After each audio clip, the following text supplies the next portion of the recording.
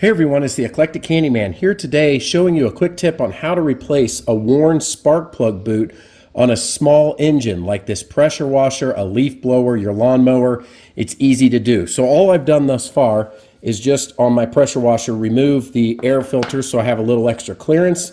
Once I took the spark plug wire off, I noticed that in the boot right here there was cracking. And my first inclination was to replace the spark plug wire, thinking like an old car, and I'm like, oh my goodness, I'm gonna have to take all this apart. But sure enough, this is a serviceable and replaceable part.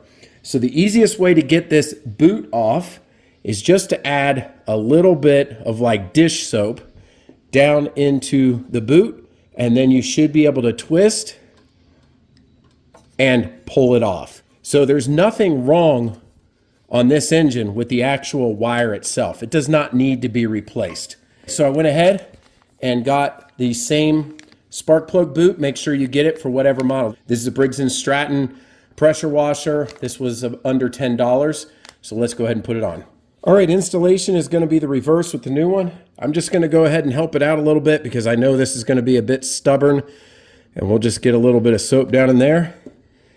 And we will push the new one on. Now, the important part is that we could twist it. This is the part that goes on the top of the spark plug, so it'll need to be facing up in this boot when it's done. So I'll just slide it in. Yes, that dish soap does indeed help. Perfect. Slides right in. I need to get that aligned, and I've got mine aligned. All right, looking inside of that spark plug boot, we can see it. We have it perfectly lined up. We'll go ahead, wipe off the excess soap. Just use this rag and the end of a screwdriver to get the extra out in there. Just make sure it's clean. Put our plug, make sure there's none on the plug, just for good contact. Make sure it's in there. And there we go. In under a couple of minutes, we've got it repaired. Anyway, quick tip here from the Eclectic Candyman. Hope this helped you. Until next time, we'll see you later.